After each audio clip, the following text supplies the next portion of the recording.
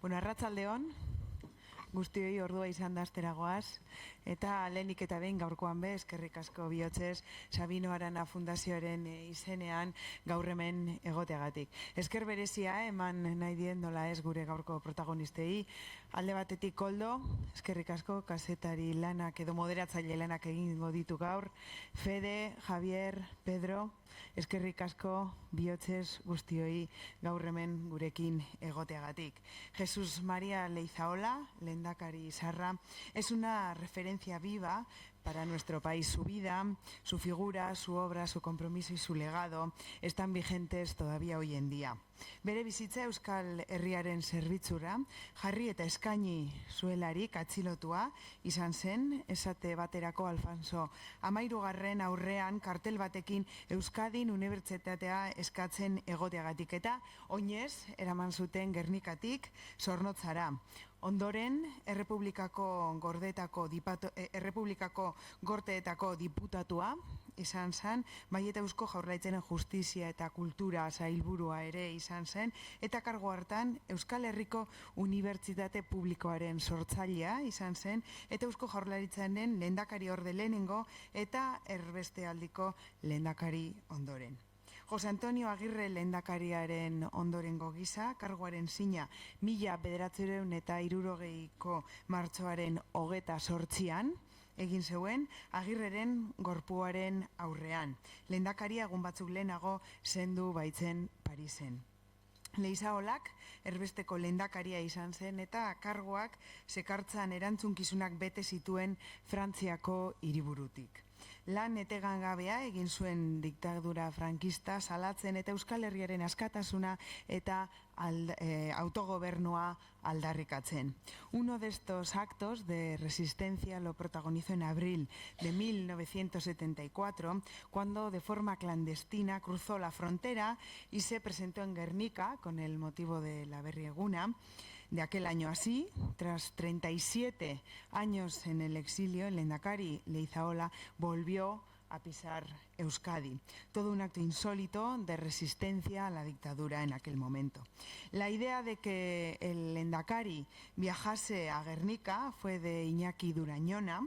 En un principio no fue bien recibida, como nos contarán aquí después los protagonistas de hoy, por el Euskadi Buru Batzar. Sin embargo, fueron Fede Bergaretxe y Txomin Sarachaga quienes lograron la aprobación de Juan de Ajuria-Guerra con la condición de que no hubiese ningún riesgo a la hora de cruzar la frontera. Así, el 13 de abril de 1974, Leizaola cruzó la frontera por Vera junto a 3 antiguos gudaris. Tras pasar por Bilbao, el lehendakari llegó a casa de Sabin Zubiri en Algorta, donde pasó esa noche. Allí les esperaban Luis de Ajuria-Guerra y Luis Mari Retolaza, junto a varios periodistas extranjeros que dieron cobertura internacional a su periplo. Al día siguiente, domingo de resurrección y a Berri Eguna, Leizaola se dirigió a Guernica. Antes de llegar a la villa tuvo tiempo para visitar en su carrieta la tumba donde en su día descansaron los restos de Sabino Arana en la fecha, depositados en un lugar secreto por motivos de seguridad desde 1937. Después pudo acercarse hasta la Casa de Juntas de Guernica para ver el árbol de Guernica y completar simbólicamente el acto de juramento de su cargo de lehendakari. Tras su paso por la localidad vizcaína volvió a cruzar la frontera, en esta ocasión por Beovia. 5 años después, y muerto ya el dictador y restablecidas todas las libertades democráticas, Leizaola sería recibido multitudinariamente en el campo de fútbol de San Mamés, donde pasó el testigo al lehendakari Carlos Garaikoetxea. De nuevo quiero agradecer la presencia aquí de los 3 protagonistas, Fede, Javier y Pedro. Eskerrik asko por estar aquí. Y Koldo, te cedo la palabra para que puedas moderar la jornada. Eskerrik asko.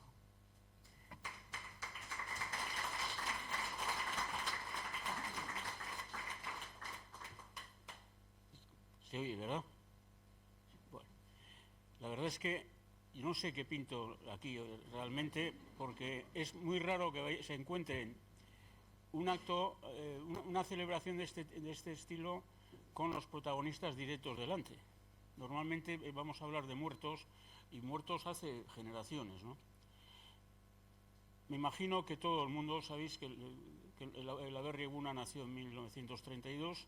Fue un acto, sobre todo, de afirmación y de demostración de fuerza.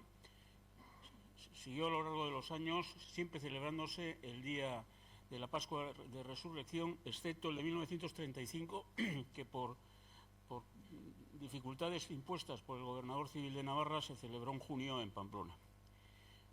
Luego, bueno, pues sigue en el exilio, la celebración sigue en el exilio y no siempre en las mismas condiciones.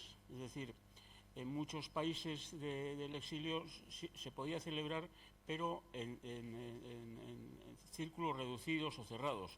Eso pasó en Venezuela, que se celebraban los centros vascos porque los sucesivos gobiernos, hasta Rómulo Betancourt, no dejaban a los exiliados vascos o de otros orígenes que hiciesen manifestaciones públicas en el exterior. Lo mismo pasó en Argentina. Tampoco se podían celebrar actos públicos y no era tampoco muy fácil que todos los centros vascos de Argentina, digamos, de la inmediata posguerra, los celebrasen. En Buenos Aires sí lo celebraba Eusko Txokoa, pero el Laurat Bat, que era, digamos, el gran centro del momento, no estaban todos por la labor, ¿no?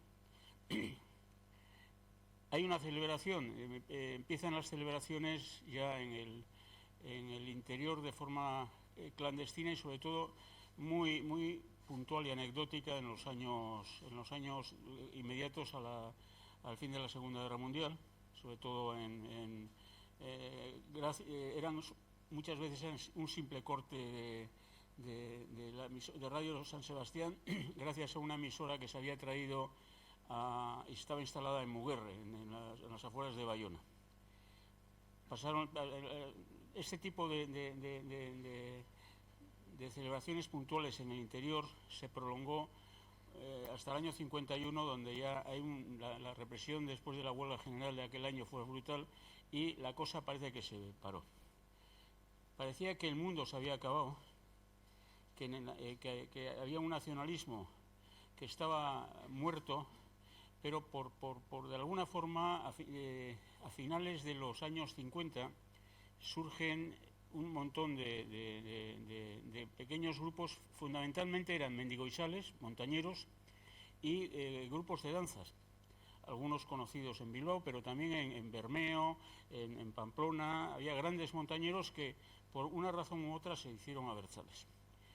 Y hay casos pues, de haber algunos famosos cuando, por ejemplo, Juan Mari Feliu colgó una icurriña, que era uno de los grandes escaladores de aquella época, colgó una icurriña en Dos Hermanas, en Irurzun, y posteriormente le trincaron también colocando una icurriña en la Concagua y a raíz de eso se exilió. Aquello bueno, muchos de aquellos mendigoizales o montañeros que eran de Eusko Gastedi, todavía no se llamaban Egi es una importación que viene de Venezuela, eran grupos muy activos hasta a principios de la década de los 60 y casi hasta el comienzo de los 70, donde hay una gran escisión dentro de Eusko Gastedi, que se la llamaba entonces, se empezó a llamar Egi Batasuna, y se fueron un montón siguiendo, por ejemplo, otro gran montañero que era Iñaki Mukuekiarregui. Parecía que el partido estaba ya finiquitado y hubo una famosa asamblea de la que podía hablar más Fede que yo en Zornotza, allí en donde los frailes, en el año 70, donde se reorganiza toda la cosa y parece parece no, y se sientan las bases de una reorganización real, ¿no? Y como decía, los aberriegunas, hay aberriegunas en los 60 ya, es famoso el año 64 en Guernica, y casi siempre era el gobierno vasco quien convocaba el aberrieguna, hasta que en un momento determinado ETA y Julen Madariaga deciden que no, que había varias. Entonces, si el gobierno vasco convocaba en Napata Monasterio, pues ellos lo hacían en Irún, ¿no? Más o menos. En ese momento, bueno, pues estamos en el año 73, cuando empieza Franco con la tromboflebitis y había que hacer algo más que ir a charlas o conferencias y las cosas que se hacían en aquellos, o ir al monte. Y se organiza lo que era un acto de propaganda que yo creo que fue un punto de arranque, sobre todo una demostración de que había gente viva y que había también entre aquellos jóvenes que hoy, de una forma u otra, participaron, y estos jóvenes por suerte están hoy aquí. Entonces yo creo que a partir de ahora deben ser los jóvenes que nos cuenten cómo hicieron la foto, cómo rodaron la película y quién dejó el coche a quién y todo ese tipo de cosas. Así que yo creo que, Fede, te toca.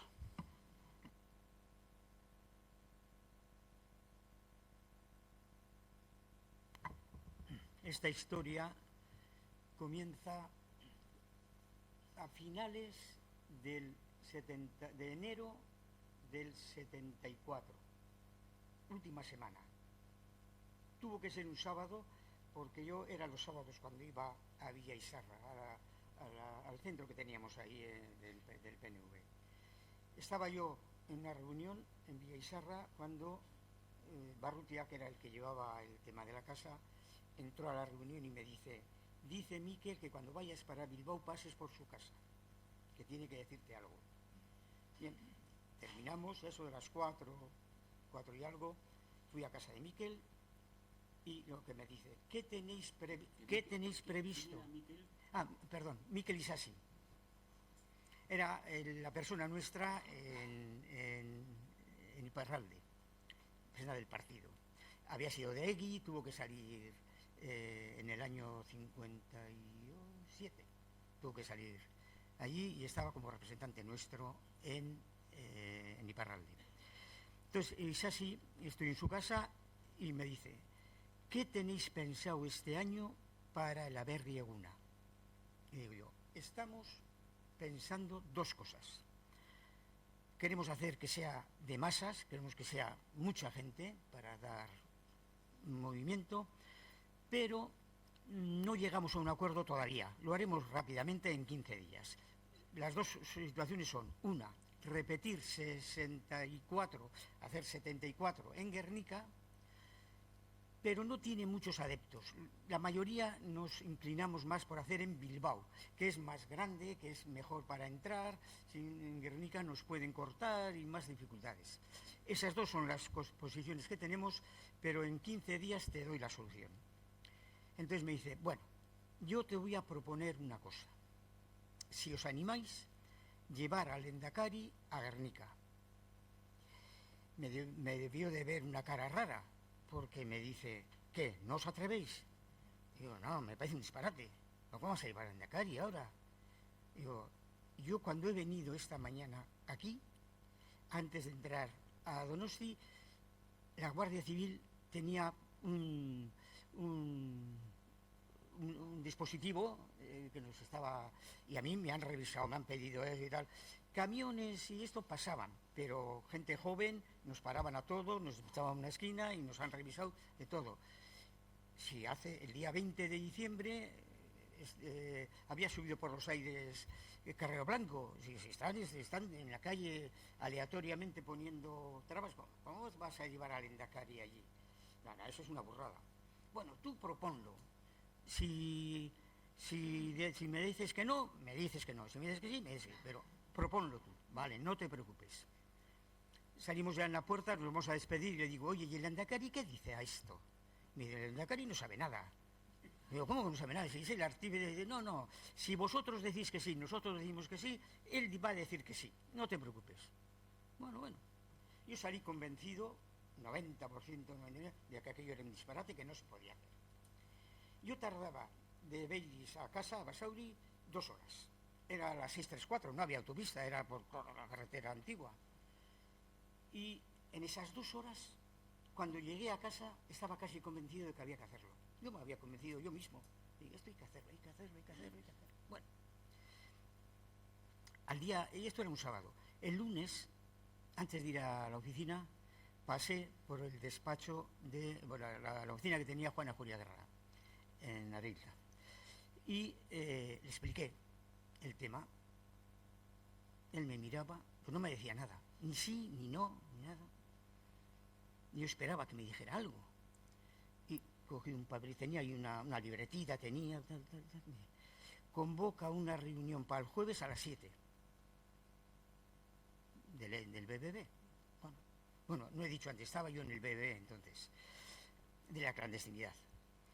Y bien, y le digo, ¿y a las 7? Porque nos reuníamos siempre a las 7:30. Y me dice, sí, a las 7, a las 7. Bueno, a las 7 del jueves nos reunimos todos. Estábamos todos. Estaba Juan Ajuria Guerra, Ismael Retolaza, Xavier Arzayus, Xavi Zubiri, Antonio Ormaza, Chumi Sarachaga y yo. Éramos los que estábamos ahí reunidos. Él se sentó en una esquinita de la mesa, en una esquinita, yo estaba enfrente, Chumi y yo estábamos así enfrente y él aquí. Y yo empezamos a hablar. Yo cuando lo expuse en positivo, en que se podía hacer. Eso es una locura, esto no puede ser, pero ¿cómo? ¿A quién se le ha ocurrido eso? Venga, dejemos esto y vamos a hablar de lo que tenemos que hacer, de las otras dos y tal. Esto. No querían hablar de eso, nadie. Y quiero corregirte un poquito, no fue Chumi Sarachaga el que conmigo apoyó, fue Javier Arzayus, el primero que al de un rato, al de 10-15 minutos, dijo, oye, sería estupendo, una cosa, si la hiciéramos bien, sería estupendo, sería un bombazo que haríamos y tal. Fue el primero que echó un poquito de vaselina al tema. La gente que no. Al de un ratito, Luis Mario Retolaza fue el que siguió diciendo, pues sí, yo creo que se podría hacer, si lo hacemos bien, esto hay que hacerlo bien y se puede hacer, si sabemos poca gente, esto no tiene por qué. Y así fue poco a poco, y yo le veía a Ajuria Guerra, que la tenía enfrente, que miraba el reloj.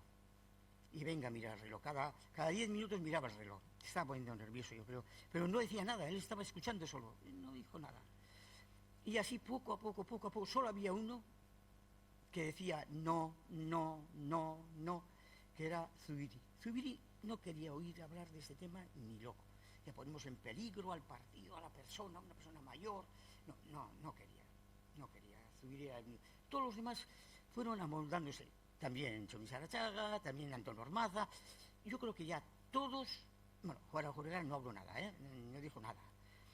Y poco a poco, excepto Xavi Zubiri, que se mantuvo hasta el último minuto. Estaba mirando al reloj Ajuria Guerra. Tenía algún otro compromiso, yo no sé cuál, pero tenía alguna otra cosa y no quería marchar. Y en un momento...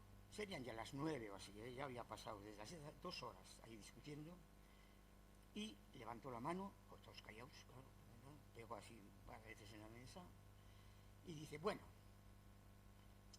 si esta acción se lleva a efecto, no digo que sí ni que no, digo, si esta acción se lleva a efecto, quiero 2 responsables, uno allí, Isasi, otro aquí, Vergareche, los demás todos a órdenes. Y todos entendimos lo que quería decir, órdenes de él, porque no dejaba nada en manos de otros. Todos nos quedamos callando. Dijo, pues, ha dicho que sí. No ha dicho que sí, no ha dicho que no ha dicho nada. Ha dicho que si esto se lleva a efecto. Pero todos lo entendimos, que dijo que sí. Lo dijo de esa forma. Nos dijo que sí. Bueno, pues nos levantamos, se levantó él el primero, que hace marchar, bueno, tal. Así fue como se decidió que sí. Yo llego a casa, entonces no teníamos móviles.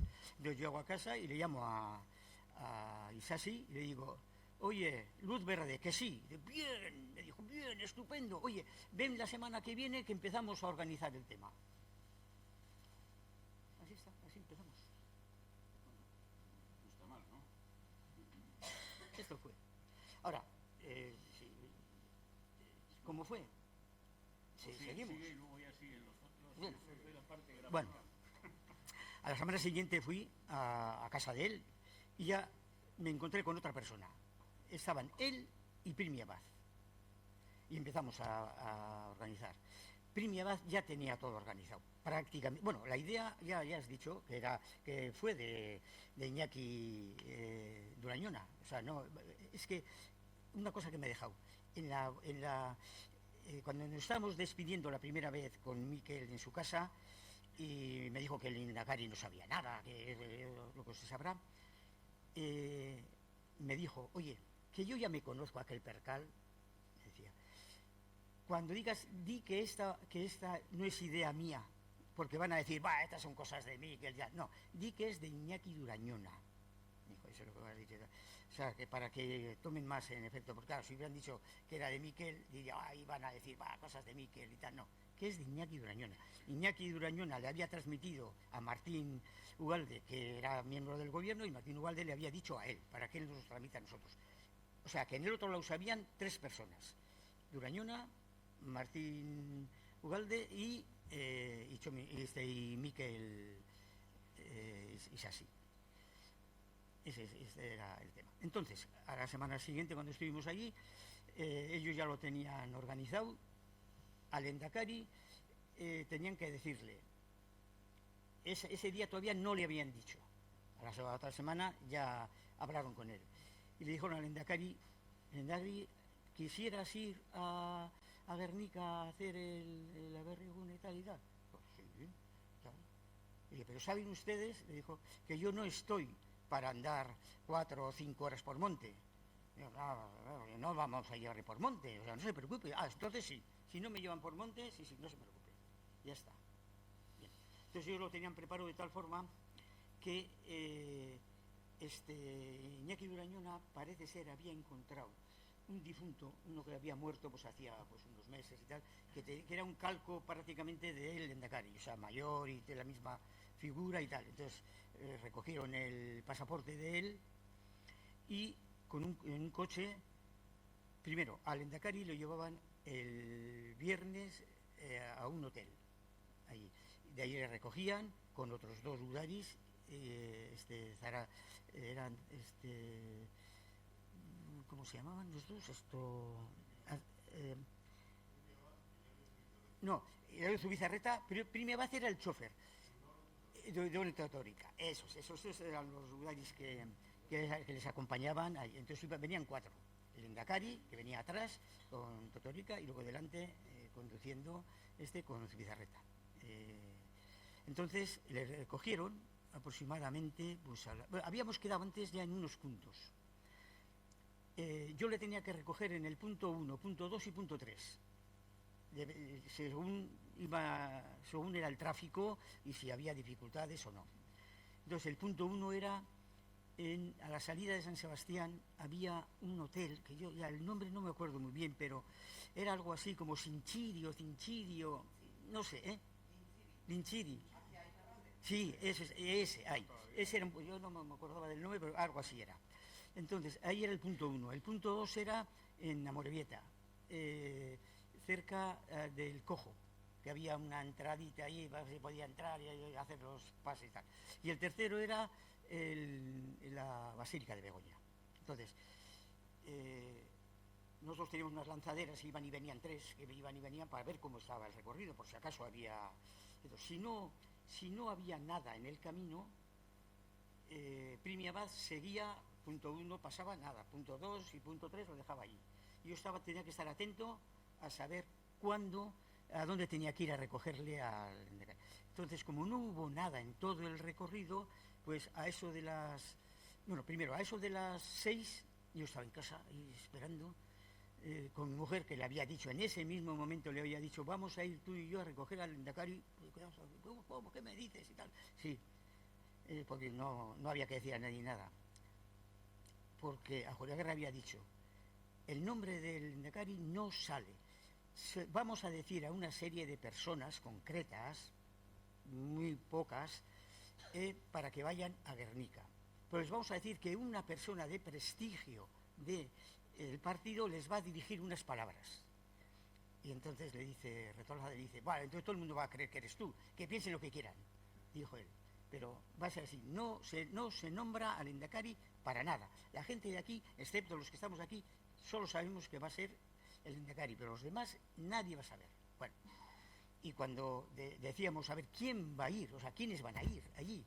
Eso lo tenía todo pensado a Julio Guerra, no nos dejó pensar a nosotros, eso estaba él. Y dijo, vamos a hacer 15 personas de Eusko Gudarostea, que alguno vendrá con la mujer, si tiene, y otro no. Pues unas 15 personas de esas. Y de eso me encargo yo, dijo. 15 personas de presidentes de las juntas municipales, es que estaban, ¿verdad? Teníamos entonces unas 50 juntas, 60, entonces 15 personas, que alguno puede venir con su mujer también. Y de eso os encargáis vosotros. Estábamos enfrente, Chomín y yo, y nos digo, eso os encargáis vosotros. Bien, después, otras 15 personas aproximadamente de Eusko Gaztedi. Y de eso os encargáis vosotros. Está bien. Y después, y dijo, y las territoriales, Gipuz, Napar, Áraba y Vizcay. Del Vizcay los que estamos, y de eso, a Chomín, de eso te encargas tú, de los otros, del Napar, de Gipuz y de Áraba, te encargas tú. En total, unas 70, 75 personas, dijo, más unos cuantos que tengo yo, unos compromisos. Digo, él se dejó unos cuantos más. Pero eso quiero que vaya ahí. No quiero que haya más gente. Esta fue esta de Juan a Julia Guerra. Bien, entonces, ese día, cuando pasó la frontera, parece que tuvieron un problema, porque iban por Beovia, tuvieron que volver a ir a Vera, porque en Beovia había un tráfico muy grande y tuvieron que girar. Y al otro lado estaba tu hermano, Ramón, y Ramón, cuando ya pasó, le llamó a Miquel, le dijo, ya han pasado. Entonces, Miquel me llamó a mí y me dijo, tu novia ya ha pasado. Y bueno, mire, no ya ha pasado, me dijo. Y bien, pues yo tenía que esperar a la segunda llamada, para dónde, si tenía que ir al punto 1, al punto 2 o al punto 3. Y a eso de las 8 serían de la tarde, me llamó, y yo ya veía que al ser las 8 de la tarde era el último, el punto 3, porque a esa hora no iba yo a San Sebastián a recogerlos, ¿no? Entonces, eso, me dijo, sí, punto 3, me dijo, vale, muy bien. Entonces le cogí a mi mujer, nos metimos y fuimos a Begoña, y allí en Begoña teníamos también un pequeño dispositivo de seguridad. En todos teníamos, en la casa de Sarin Zubiri, que luego íbamos a llevar, teníamos un dispositivo de vigilancia desde la mañana. En Begoña también estaba. Ahí estaba el comandante Aparaiz, Sabin Aparaiz, que estaba con 8 o 10 personas vigilando, si acaso había algo. Y en la casa de Zubiri también de la mañana había unos grupos. Entonces estaba Bilbao, que era el que llevaba el tema, y pues eso, 8 o 10 personas que estaban vigilando la casa por si acaso de Zubiri. A las 9 en punto, menos 5 y 3, estuve yo en Begoña, y ya estaban allí, ya había el coche negro con la matrícula, entonces más me sabía la matrícula, pero ya estaba ahí. Me puse al lado de él, pegando a él, se abrió la puerta, salió él, se iba a meter, mi mujer estaba delante conmigo. Y el Endacari le dice, ponte tú atrás que yo quiero ir adelante para ver mejor. Entonces, bueno, se sentó adelante, mi mujer se puso atrás y ya le saludó al comandante Sabin Aparaiz, que le conocía, le saludó, pero con la mano, O sea, Sabin Aparaiz estaba en un árbol ahí en una esquinita. No había mucha gente en Begoña, había habido una misa, pero había salido ya la gente y quedaban pues los restos eso de gente que están allí hablando y tal. No hubo mucha gente, yo creo que no se enteraron de nada, nadie se enteró de nada. Estamos en el coche y bajé por el ayuntamiento, por Zumalacárregui, que se llama la calle, ¿no? Bajamos el ayuntamiento y cuando llegamos al ayuntamiento, pues él dijo, está igual, como estaba antes y tal. Y bueno, fuimos por toda la orilla y el puente de Deusto, luego pues donde hacían los buques Euskalduna, que entonces todavía estaban haciendo barcos, y bueno, nos habló, él no paraba de hablar, no paró de hablar en todo el camino él, y hablando de cómo estuvieron ahí y tal, y luego tenía ganas de ver la naval, y en la naval estaban trabajando, pues se veía los chisporroteos de las máquinas de soldar, que estaba un poquito oscuro ya, ya empezaba, eran las 9 algo de la noche y estaba ya un poquito oscuro. Pero él lo conocía todo y habló de que querían dinamitarlo, aquí está nuestro porvenir, y gracias a que nosotros nos opusimos a que dinamitaran todo esto y tal, él hablaba. y tenía ganas de ver Altos Hornos. Cuando llegamos a la altura de Altos Hornos me hizo parar entonces la carretera esta no tenía arcenes ni tenía, era un desastre de carretera, pero bueno, y me hizo parar ahí porque quería ver Altos Hornos. Estuve un rato mirando, pensando aquello tal, que era bonito y tal. Bueno, ya entramos en Guecho y fuimos a la casa de Zubiri, que el portón estaba abierto del garaje, estaba vacío. Entramos, dentro del garaje se cerró el portón y dentro estaban Sabin Zubiri, Yosune, su mujer, Juana Julia Guerra, Luis Mari Retolaza y Xavier Arzallus. Abajo, subimos la recibieron y tal, subimos unas escaleritas a la planta de arriba y allí había dos personas que yo no sabía quiénes eran. Luego supe que eran unos periodistas de no sé qué, extranjeros, dos periodistas extranjeros estaban, dos personas. Estuvimos un rato allí, el Lehendakari salió, sin decir nada, salió a la terraza, una terraza que quería ver, y le decíamos, Lehendakari, que le van a ver, y tal, mejor que esté dentro y tal, pero él estaba tan ilusionado que no veía nada. Allí mismo cambiamos, Sabin y yo, los planes, porque yo le recogía por la mañana para llevarle a Guernica. Y Sabin me dijo, no vengas hasta aquí, tú vete allí para organizar aquello, a ver que esté abierto y todo este y tal, y ya le llevo yo, total, para que estamos aquí, pues le llevo yo para allá, ¿no? Entonces cambiamos ese plan ahí. Claro, tuvimos que cambiar lo de las lanzaderas, tenían mi coche y la matrícula y todo, entonces a la noche tuvimos que andar hablando, pero ya lo arreglamos y ya se fueron. Con tan mala suerte que Sabin no calculó bien y llegó media hora antes a Guernica y dio la vuelta y volvieron a la tumba de Sabino Arana, a su carreta, para hacer un poco de tiempo, y dieron unas vueltas y luego ya volvieron en punto a las 12. Pero teníamos un tema que yo no le di mucha importancia, pero luego fue gordo, porque yo le encargué a Chumi Sarachaga que la casa de juntas estuviera abierta a las 12. La casa de juntas no está abierta a las 12. O sea, alguien tenía que ir a hablar con el Bedel para decirle, hoy a las 12, ¿no? Yo no le di mucha importancia, dije a Chumi, encárgate de eso y tal. Y el viernes le pregunté, Chumi, ¿qué tal? Sí, no te preocupes, que estará abierto. Bueno, luego me entero, estuvo abierto, y bien, a las 12. Pero luego me entero de lo que pasó. Encargó a uno de Guernica, que yo no sé quién es. Creo que sé quién es, pero no lo sé, no me lo han dicho, ni le pregunté. Que se presentaron donde el Bedel, que tenía las llaves y que tenía que abrir, para decirle que un señor muy mayor, de unos 80 años, que marchó con 15 años de pastor a no sé dónde, que había venido y que quería sacarse una fotografía en el árbol de Guernica y que por favor le dejen entrar.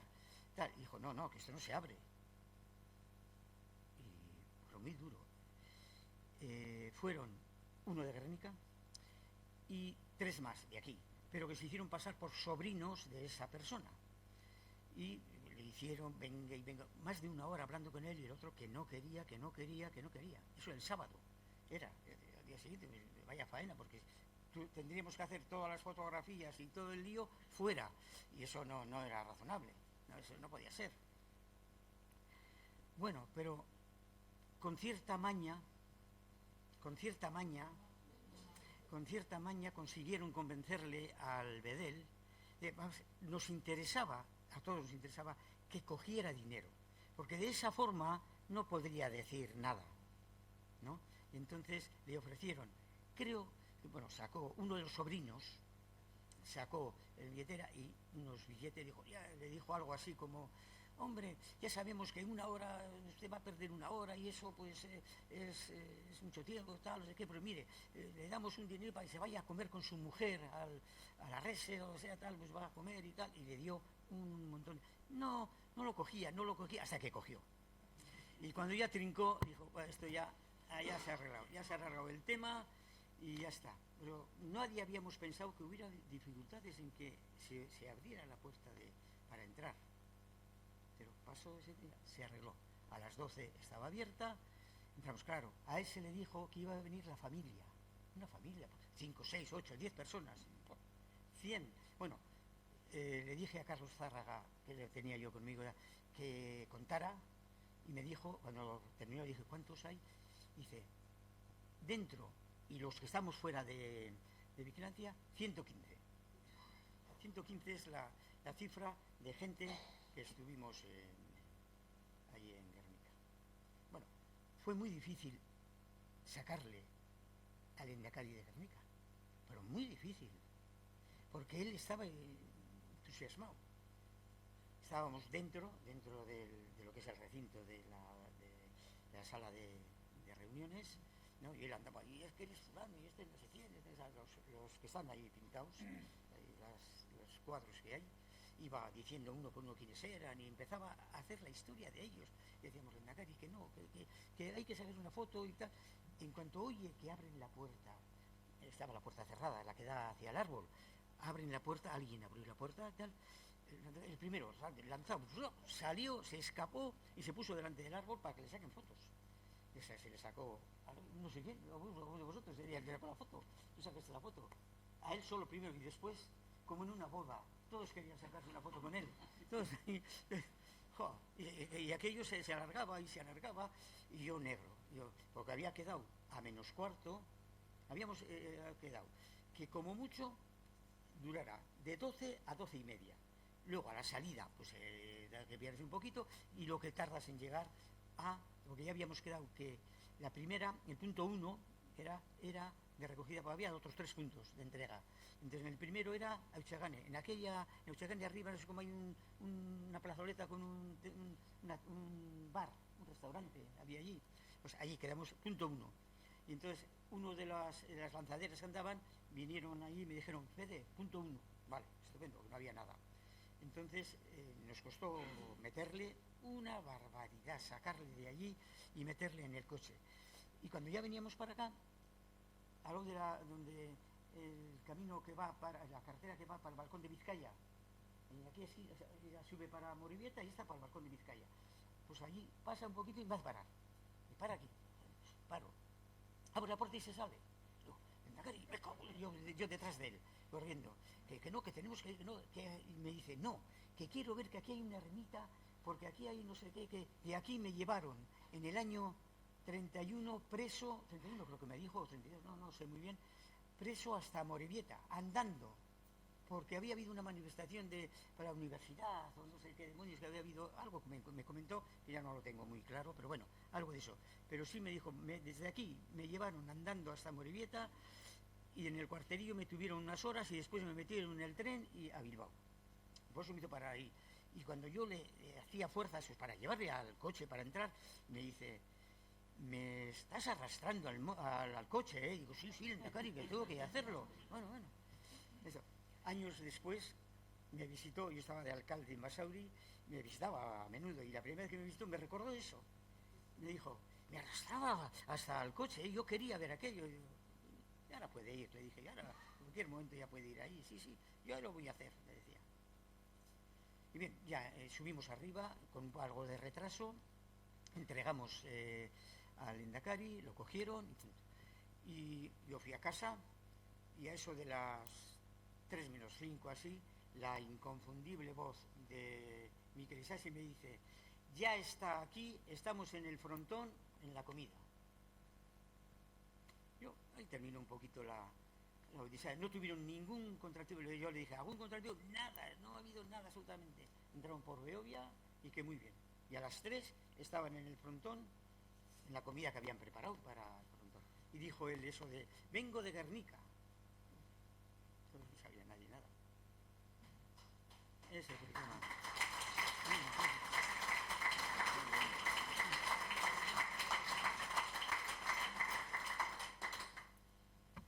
Bueno, ahora falta la parte gráfica. La parte gráfica, hay dos cuestiones. Los dos. Pero vamos a ver primero la película.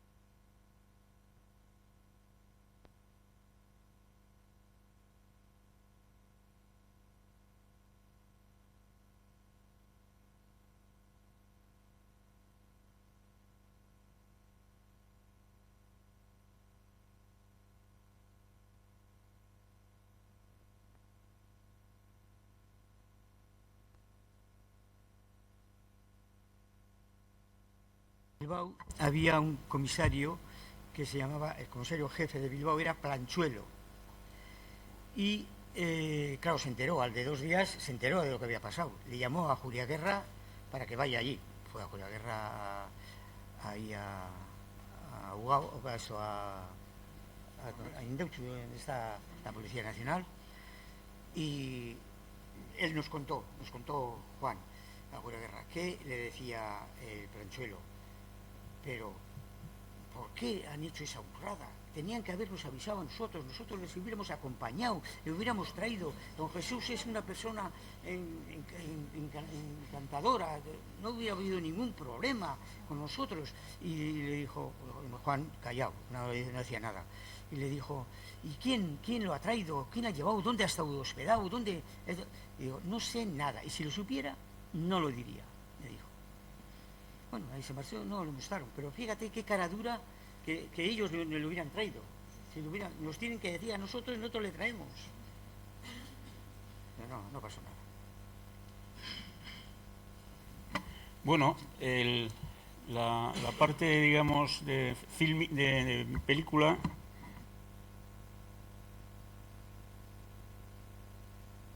es también un hijo del exilio, nacido, si no me equivoco, en Buenos Aires, ¿no? Sí. Es un hombre de cine de larga trayectoria, con algunas películas notables, con alguna colaboración con mi querido amigo JJ Baquedano, con cosas, con grandes ideas. Y quizá una pregunta es, 2 preguntas tengo ahí, claro. ¿Cómo te convocaron para esta cosa? Y segunda pregunta, ¿qué cámara llevabas? Sin más. Errónea. Por eso pido excusas por esta filmación, que yo suelo hacer lo mejor. Lo que pasa es que es una cámara que solo tiene 2 minutos 50 de película de running. Si quieres cambiar la película, tienes que cambiarla en un lugar oscuro para otros 2 minutos, 3 y tal. Eso si no porque tiene que ir por un filamento que es endemoniado. Es una cámara que se puso de moda porque el indescriptible Jean-Luc Godard se paseaba por París con esa cámara, que era muy bonita, la Beaulieu, 16 milímetros, pero era endemoniada, luego nadie lo ha usado.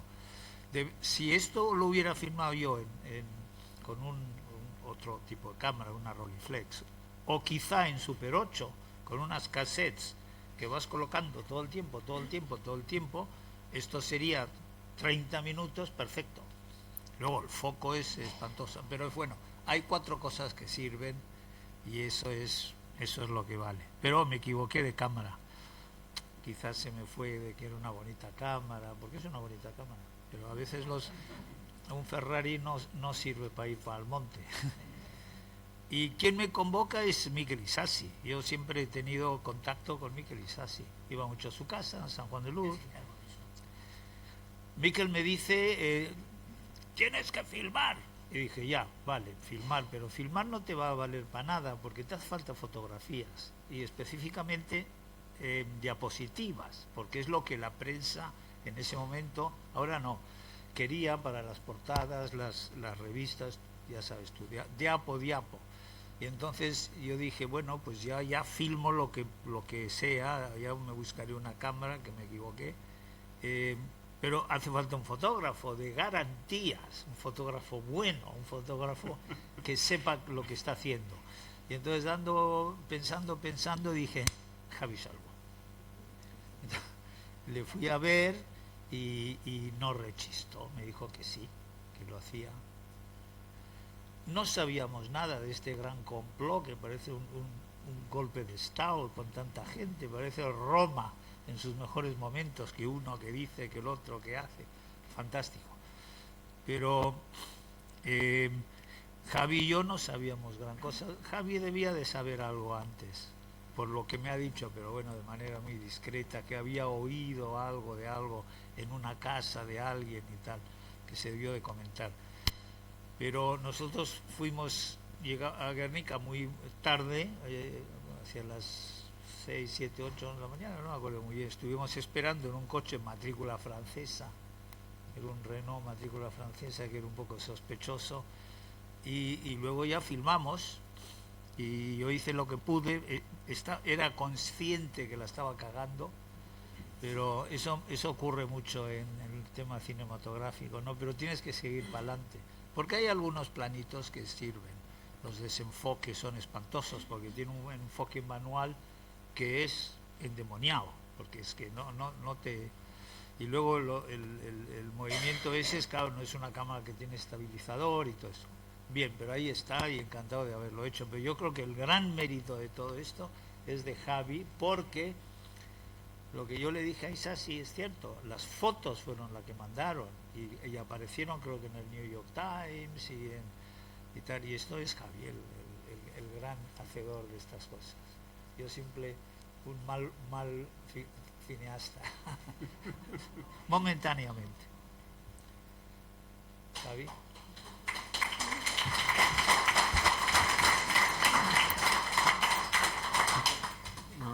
Aquí cada uno tiene su historia, ¿eh?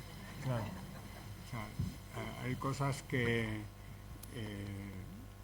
para mí fue una acción doblemente clandestina. Primero porque yo en aquel tiempo estaba muchísimo con Ramón y con Pedro, y he de decir que, aunque no viene directamente al caso, yo no he visto a dos personas nacionalistas, abertzales, tan generosos con la actividad que han desarrollado Ramón y Pedro, que han gastado todo el dinero del mundo haciendo cosas para la causa. Dicho esto, estamos en San Juan de Luz y en casa de Mikel Isasi, esta es mi versión, aquí en Ugalde, y se cuenta más o menos la operación. Y dice, ¿yo qué hago aquí? Si yo no tenía que estar aquí. El caso es que, y bueno, pues hay que sacar, pues ya saco fotos. Me dice, pues vale, yo voy. Y digo doblemente clandestino porque es que mi mujer se enteró hace 5 años. Así ha sido de clandestino. Vamos, si se enteró entonces me mata. ¿Puedo contar la pequeña anécdota? Sí, claro. Cuando Javi se montó en el coche, era de noche, era en Guecho, sería no sé qué hora era noche. Y se sentó con cara así muy seria y me dijo, esto me puede costar el matrimonio. Y entonces ahí se me cayó el mundo, porque dijo, aparte que igual recibe un mamporro en comisaría, su señora le deja. Sí, no fue el caso. No, para nada, porque afortunadamente. Concha entiende perfectamente todo esto. Sí. El tiempo ayuda siempre. Sí, ¿no? sí. Bueno, también he de deciros que yo he visto las fotos hace 15 días, no sé dónde está Eduardo por aquí, que me las ha enseñado. O sea, yo no había visto las fotos. Porque el operativo, para decir que eso, la madrugada, vamos Pedro y yo a Guernica, coche francés, absolutamente sospechosos los individuos ahí en la casa de juntas. En aquel tiempo su cámara era errónea, pero yo tenía una buena cámara para la época, pero había que enfocar en manual, poner el diafragma adecuado, las luces. Yo estaba cardíaco. El Endacari daba vueltas como una peonza, miraba para todos lados, yo no sabía dónde. Yo sacaba fotos, muchas, todas las que podía. Y en un momento incluso me quedé fuera del recinto. Habéis visto un plano que está desde el exterior. Entonces se ve que yo salí y el bebé que no le visteis untar bien, pues me dejó fuera. Y entonces, oye, por favor, abrirme la... Tenía que entrar otra vez a seguir sacando fotos, ¿no? O sea que yo no me quedé tampoco nada satisfecho con mi calidad de fotógrafo. También lo hago un poco mejor a veces, si hubiera estado quieto la parroquia, ¿no? Una vez terminado, saqué los rollos inmediatamente y se los di a Fede. Y nunca más supe. le pregunté a Chomi Sarachaga y dice, oye, ¿qué tal las fotos? Y me dice, bueno, para lo que estamos acostumbrados, bastante bien. Pero cuando se lo he contado antes me dice, por eso le llaman diente puto. Sí. Y nunca supe más. Eduardo, uy, perdón. Vamos a ver ahora las fotos. Sí.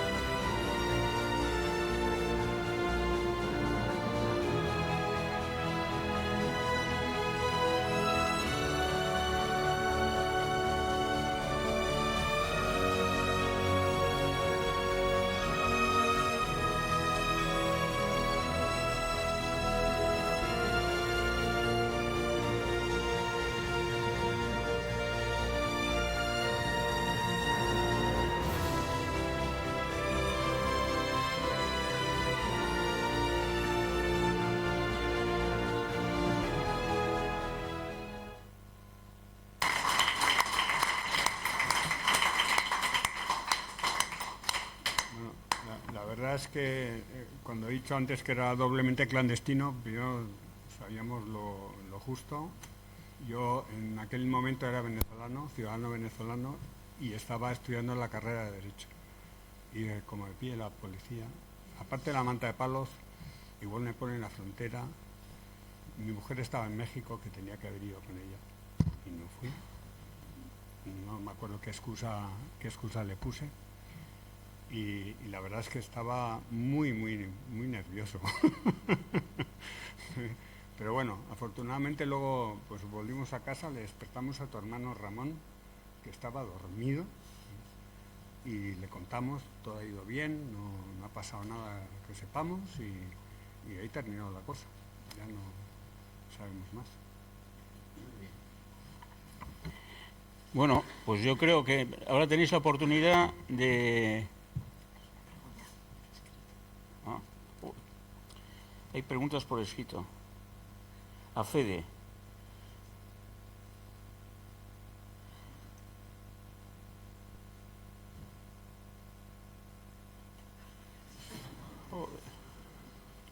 A ver, cuando has comentado la reunión en Amorebieta de los frailes, ¿te refieres a la guaseta Pasionistas de Ugar? La que está, La del 70. sí, la del 70 es la que está, que hay que subir las escaleritas. Sí, No, sí, no. los pasionistas eran.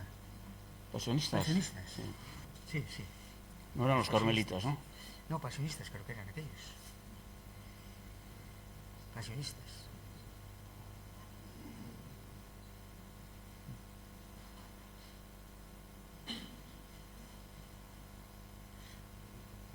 Fue la reunión de la Constitución Sí. del EBB, pero en clandestinidad, el nuevo, el que Juana Julia Guerra quería que salieran todos los que habían sido elegidos anteriormente y entramos nosotros.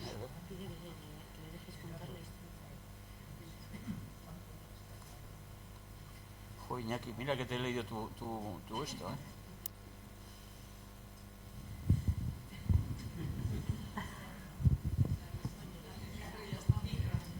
No, es si me dejas contar la vertiente venezolana. Sí, Lo lees muy mal. sí, yo estoy para... Es que sí, No, que te dejo sí. contar. Sí. No, si me permitís, porque lo viví también muy intensamente desde la otra óptica, ¿no? Y Fede, la persona que que cuidaba la Casa de Juntas de Guernica luego fue guía de los Cobos de Santibamiñe. Sí. Y el otro día salió en un programa que se llama Baserri Gourmet. Se apellidaba Aldonza o algo así. Sí, algo así. Algo así. Y salió en Baserri Gourmet, debe tener un restaurante muy bueno en Achitua o Cortez y por ahí. O sea, que está localizado. O sea, si le puedes pedir que te devuelva el dinero que le diste. Porque ahora creo que tiene eso. Y luego, otra cuestión también, has hablado de Ajuriaguerra y el policía que le detuvo, le llamó. Sí. En el año, Franco murió en el 75. En el 76, un día, me llama Juan Ajuriaguerra y me dice, acompáñame, porque era así, ¿no?, de seco. Y me dice, ¿pero a dónde? Al Hotel Ercilla, que se presentaba una revista que se llamaba Guadiana. Entonces fuimos allí y era la primera vez que en Bilbao se reunían políticos, periodistas, gente de la clandestinidad, el secretario general del Partido Comunista, gente así. Y estaba yo con él al lado. Y viene un señor, se le acerca muy untuoso, le saluda, don Juan Ajuriaguerra, qué honor estar con usted. Y Juan le dice, ¿y quién es usted? Pues mire, yo soy el policía que le llamó a usted como consecuencia del viaje del señor Lizaola. Entonces Ajuriaguerra le dijo, no tengo el menor interés en hablar con usted. Y le dejamos con la palabra en la boca. Y luego también en ese viaje ocurrió también otra cuestión que se le llamó al corresponsal de Le Monde para que le hiciera una entrevista al Lehendakari Leizaola allí en la Casa de Juntas de Guernica. Y le hizo la entrevista, pero se tenía que marchar muy rápidamente porque era la campaña electoral francesa y Mitterrand estaba en las landas y Mitterrand era el candidato. Entonces, nosotros teníamos la radio clandestina en Venezuela, Radio Euskadi, que los fines de semana grabábamos el programa para el domingo, el sábado. Generalmente era un programa diario, en onda corta, 3 veces al día. Y bueno, el sábado a mí me avisan y me dicen, oye, te va a llamar Martín Ubalde. Me va a llamar a mí, ¿pero para qué? No te puedo decir, pero te va a llamar. O sea que estaba muy organizado aquello también. Pero bueno, yo voy al Centro Vasco. El Centro Vasco era donde se cerró la reúna. Oye, pues métete en la secretaría y espera a que te llame Martín Ubalde. Efectivamente. Me llamó Martín Ugalde y me dijo, Iñaki, un bombazo, nada menos que el Lehendakari Leizaola ha ido a Guernica y ha lanzado un mensaje a la juventud diciendo que está dispuesto a entregar su mandato a la gente joven elegida por el pueblo. Una cosa así, muy bonita, ¿no?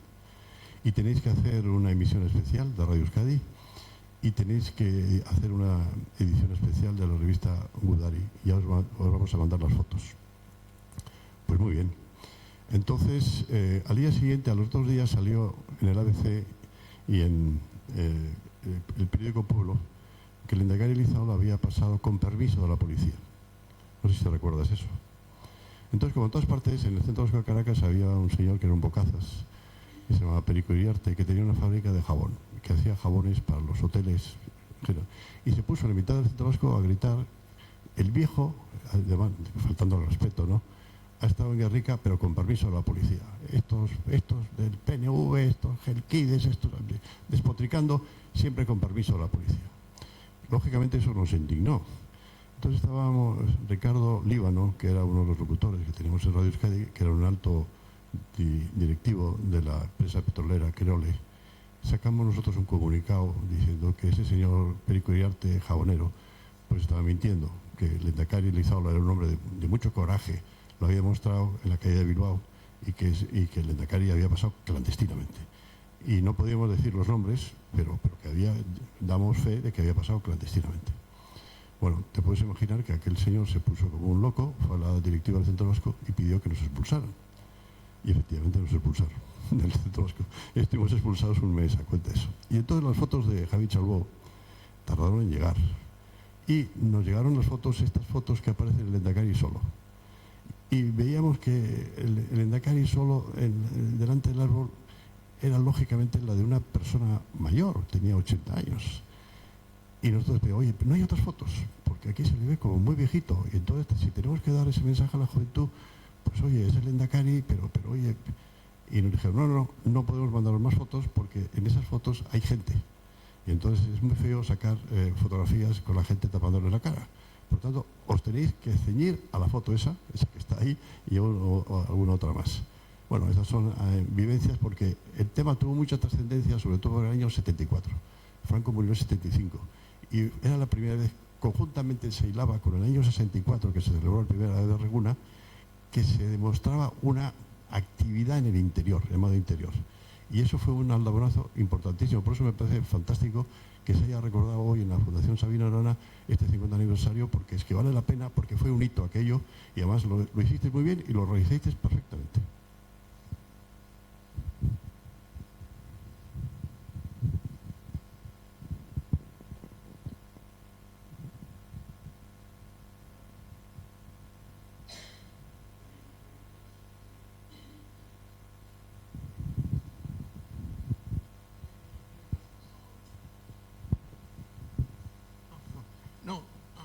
No, quería comentar que en el transcurso del trayecto que veníais hasta aquí había, como has comentado, varios puntos.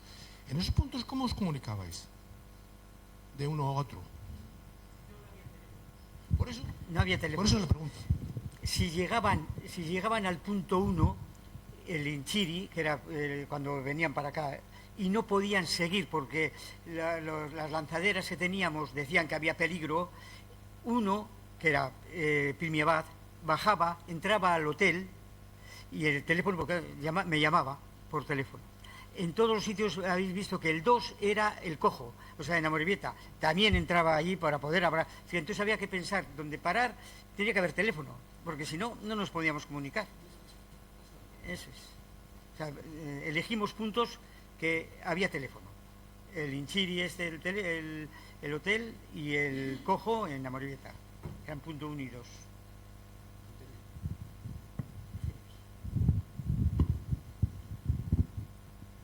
Vamos a ver. Pregunta. ¿Hubo algún tipo de comunicación entre los responsables del interior del territorio ocupado por los franquistas y los que estaban al otro lado de la Muga para organizar la acción? ¿O era mejor para todos y todas no saber quiénes estaban implicados por si algo salía mal? Y entre vosotros tres, ¿qué tipo de comunicación establecisteis antes del día D?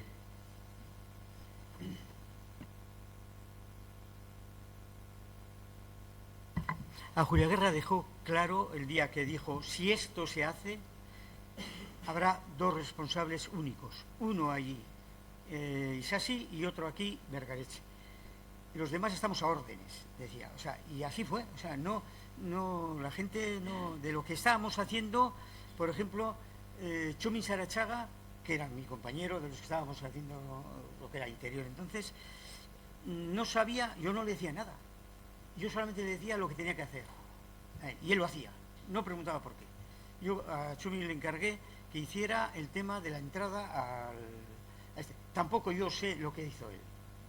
Por eso, cuando alguien me pregunta, ¿y cómo se hizo lo de abrir la puerta? Solo sé después, bastante tiempo después. Yo no le pregunté nada.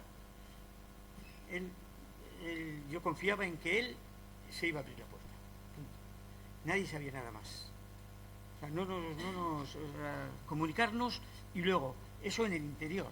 Pero en el exterior era distinto. Porque allí, que lo sabían Durañona, Martín Ugalde y Miquel Isasi, también lo sabía, lógicamente, el que al final iba a hacer todo. Porque fue el chofer, que hizo de chofer Primi. Allí el alma mater del tema fue Primi, en Iparralde. Primi sabía todo, Primi organizó todo, Primi entró con y Primi lo sacó. Eso, bueno, los demás sabían, pero... ¿Qué hizo Miquel? Miquel se dijo: tema de fotografía y documentación, esto no os preocupéis, me encargo yo. Eso hizo con esto, porque yo no sabía, yo no sabía que esto sacaban fotos y eso, yo no enteré. Yo sabía que había unas personas, que ya le vi que sacaba fotos, pero ya sabía que lo había mandado Miquel y el otro con Eloy, pues bueno, pero no, nosotros no sabíamos nada de esto, se encargaban ellos. Lo mismo que las personas que venían, tampoco sabíamos. Las que a Julia Guerra se encargó, él se encargó de hablar con la gente. Nosotros, a los de las juntas municipales, los presidentes, a los de EGI, les dijimos. Y nada más, o sea, no había, entre nosotros mismos, entre el mismo BBB, no, otra cosa. El Guipús, el Nápar y el Áraba no se enteraron de la fiesta. O sea, nada, esos no supieron nada. Vinieron a Bilbao, los que vinieron a Bilbao, vinieron a oírle, ellos pensaban que a Julia Guerra. Entonces les habían dicho, oye, venir aquí, que una persona del partido va a dirigir unas palabras. Se quedaron asustados cuando le vieron al Lehendakari. Ellos no sabían nada, nadie supo, excepto el grupito del BBB. Nadie más.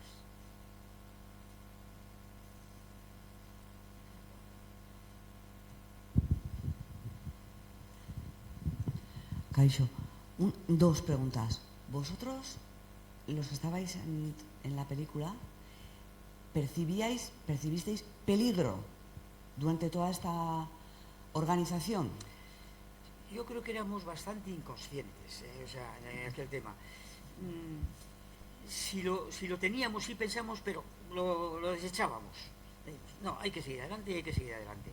Hombre, el mismo día sí pasamos un poquito, bueno, porque no sabíamos si íbamos a encontrarnos una policía, así, un control de la Guardia Civil. Ya habíamos previsto unas lanzaderas que andaban continuamente moviéndose y tal, para avisarnos, pero no había móviles, entonces era muy difícil ese tema. Sí teníamos un poquito de miedo, pero bueno, había que correr. Ya dijimos que había que correr ese riesgo y lo hicimos. Y la segunda pregunta, ¿Aitona habló ese día? ¿Se dirigió a la gente sí. que se juntó? ¿Y no tenemos ese documento? Yo no sé, habló el Lehendakari habló dentro de esto, antes de que abrieran la puerta, dijo 4 palabras, o 5, dirigiéndose a la juventud. Es que entonces no había los medios que tenemos hoy. Las 4 palabras o 5 que se dirigió a la juventud, normalmente. Dijo algo así como que, a ver si yo puedo, dijo algo así como que nuestra vida ya ha pasado, o algo así, y ahora está en manos de los jóvenes, tenemos que entregar el testigo a ellos para que ellos hagan temas. Algo de eso dijo, porque todos los que estábamos allí, excepto unos cuantos de EGI, eran mayores, los más jóvenes éramos nosotros, o sea, por ejemplo, de los más jóvenes era yo. Sí. Porque y vosotros. Una cosa. El que más cerca estuvo del Lehendakari creo que es Javi. Y ahora le estaba comentando a Javi que yo sí me acuerdo de una cosa, que había un silencio extraordinario. O sea, no vi ni oí a nadie hablar. ¿Pero sabes por qué? Porque sí. Estaba prohibido. Bueno. Se prohibió a la gente hacer cualquier manifestación. Sí, vale. Eso a todos los que venían se les incluso dijo, al Lehendakari, ninguna manifestación. Todos callados, en silencio, no tiene que haber ruido. Pues por eso fue la gente así. estuvo callada. Eso fue así. Cuando se hablaba con el Lehendakari, al oído casi se le decía, o sea, no, dentro de la Casa de Salas Juntas no nada. A mí me gustaría más alta que otra. Decir brevemente una cosa de que yo creo que de todas estas ilustres personas que han participado en este acto, digo lo de Lehendakari en Guernica, hay una persona que yo destaco a mí mismo, y creo que en la historia de todo este tema, que es a Miquel Isasi, que yo creo que se le ha dejado un poquito fuera de la historia, no de esta, en general, pero era un hombre fundamental en todas las acciones, porque él era el hombre que estaba en el exterior, era el correo del SAR, estaba en Don Ivane, vivía ahí y controlaba y pasaba por él todo, y es un hombre importantísimo. Sí, sí.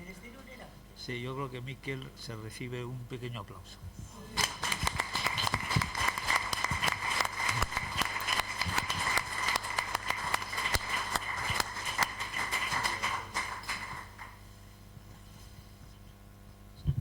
Sí, a mí me gustaría preguntar por qué la organización lo corrió a cabo o fue de manos del BBB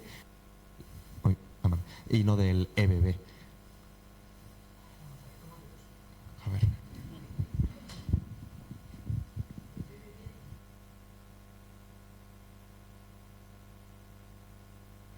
de todo.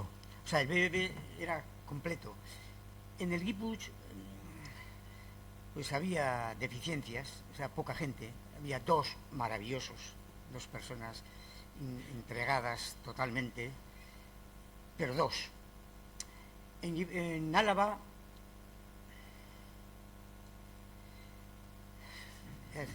no lo digo para que no, pues había uno, y ese uno estaba en el otro lado, poquito, Sánchez Niño. Y en Navarra, en Napar, pues sí, estaba Feliu, había uno o dos, con otras cosas. Bueno, yo creo que me habéis entendido perfectamente. Lo que no hacía Vizcaya no se iba a hacer. Punto. Entonces Vizcaya lo hacía. Y luego nos reuníamos en Beidis, el EBB, venía uno, un guipuzcoano, o dos, un alavés que estaba allí, y venía un navarro y ya estaba el EBB. Pero aquí hacía lo que el BBB proponía y hacía. Un poco descarnado lo he dicho, pero no me lo entendéis. Estaba Xavi Amatria también. Xavi Amatria también estaba. Ah, sí. Sí, se solía andar, ¿eh? Sí. Cierto.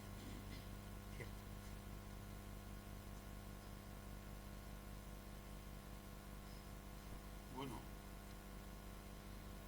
Pues oye, madre mía, menudo rollos hemos metido, ¿no? Sí. Pero da gusto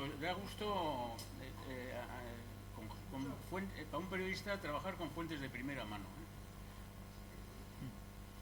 Decía que da gusto para un periodista trabajar con fuentes de primera mano, y a todos vosotros mi esker etorrikatik eta beste bat arte, zaindu, venga.